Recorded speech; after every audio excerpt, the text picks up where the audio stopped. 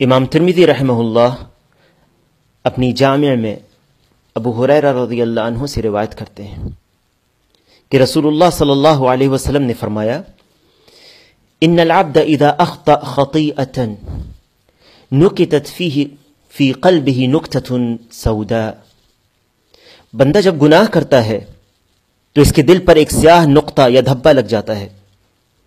فَإِذَا هُوَ نَزَعَ وَاسْتَغْفَرَ وَتَابَ سُقِلَ قَلْبُهُ، اگر وہ توبہ کر لیتا ہے تو وہ سیاہی دور کر دی جاتی ہے. وَإِنْ عَادَ زِيدَ فِيهَا، اور اگر توبہ نہیں کرتا، توبہ کے بجائے گناہ پر گناہ کرتے جاتا ہے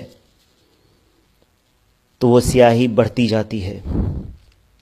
حَتَّى تَعْلُوَ قَلْبَهُ وَهُوَ الرَّانُ، یہاں تک کہ اس کے پورے دل پر یہ چھا جاتی ہے.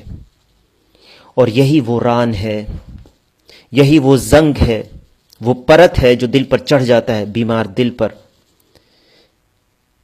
الذی ذکر اللہ، جس کا بیان اللہ تعالی نے کیا اس آیت میں، کلا بل ران علی قلوبہم ما کانوا یکسبون، نہیں بلکہ ان کے دلوں پر ان کے اعمال کی وجہ سے ران چڑھ گیا ہے. ابن قیم رحمہ اللہ الجواب الکافی میں کہتے ہیں کہ گناہ پر گناہ کرنے کی وجہ سے دلوں پر ران آ جاتا ہے، ایک پرت آ جاتی ہے. پھر جب وہ پورے دل پر چھا جاتا ہے تو دل پر مہر لگ جاتی ہے اور تالا لگ جاتا ہے. دل پر پردہ اور غلاف آ جاتا ہے. یہ پردہ اور غلاف ہدایت کو اس کے دل میں آنے سے، اس پردے اور غلاف کی وجہ سے ہدایت اس کے دل پر نہیں آتی.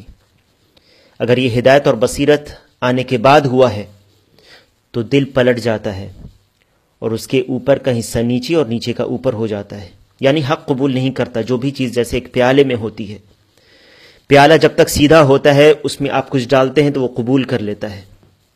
لیکن ایک بار اگر وہ پیالہ کو آپ نے الٹ دیا تو اب اس کے اوپر آپ کچھ بھی ڈالیں اس پیالے کے اندر نہیں جائے گی، اسے وہ قبول ہی نہیں کرے گا.